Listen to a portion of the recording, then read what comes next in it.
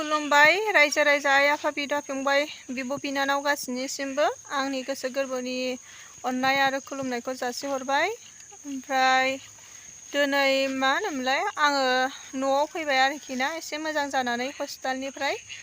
ओमफ्राय बेखौनो नोंथांमोननि सिगाङाव मिथिहोनो होननानै गुसुं बे सुंद' एकदमबारे गुसुंथार आरो बे ब्लगखौ लानानै फैबाय आङो भिडिअखौ।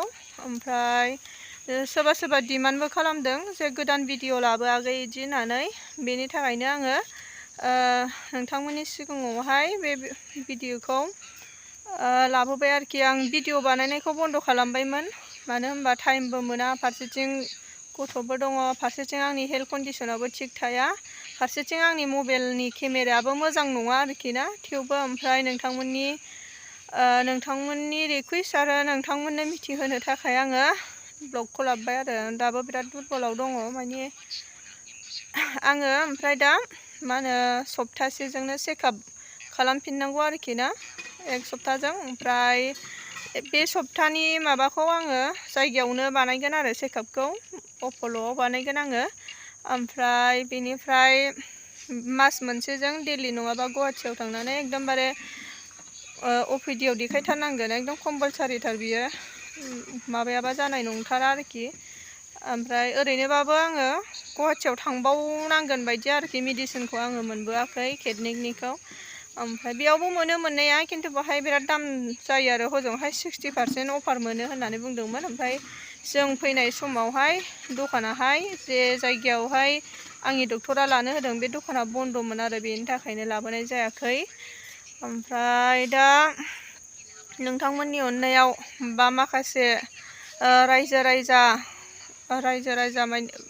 डनारफोरनि अननायाव आङो दिनै माने एसे मोजाङाव फैबाय आरोखि ना। ओमफ्राय गोबां मानसियानो आंखौ अनहरदों, गोबां मानसियानो आंखौ अनसायहरदों। थ' बेनि थाखाय जेसेबांखिनि आंखौ अननाय, हयथ'बा जेनेबा जोंनि बिटिआर सोरखारनि सोद्रोमायानो जा, बा जोंनि बर' मानसियानो जाबा माने, ओमफ्राय गुबुन मानसियाबो आंखौ हेल्प हरदों आरोखि, साफा सानै। थ' बिथांमोनखौ आंनि गोसो गोरबोजों रोजा रोजा साबायखर बावहरो आरोखि। ओमफ्राय जोंनि माबानिफ्राय मा होनो गुवाहाटि बर' बाथौ गौथुमनिफ्राय आंनो माने गोबां माने हेल्प होनाय जाबाय। ओमफ्राय बिथांमोनहानो माखासे ब्लाड डनार बुथुमनाय, ओमफ्राय ब्लाड माबानाय, दा आं गासै 7 मानसिनि ब्लाड लानानै माने दा आङो दा थांनानै दं आरोखि। एबार खेबसेनियाव आंनि ब्लाडआहाय 2.8ल' फैदोंमोन, क'क्राझारनिफ्राय थांबा 2.8 मोन। ओमफ्राय क'क्राझाराव जेब्ला बानायो होमबा 4.5 दङमोन आरोखि। ओमफ्राय खिन्थु थाङै थाङैनो दसे बे 5-6 घन्टायावनो आंना 2.8ल' जादों आरो। आं फुरा स्ट्रक जाजोब्बायमोन, सालाया बथ्रमजोब्बायमोन, रायज्लायनो हालामोन आरोखि आङो ना। थ' बेफोरबायदि कन्डिसनावबो आङो माने 2.8आवबो आं थांनानै दंमोन आरोखि।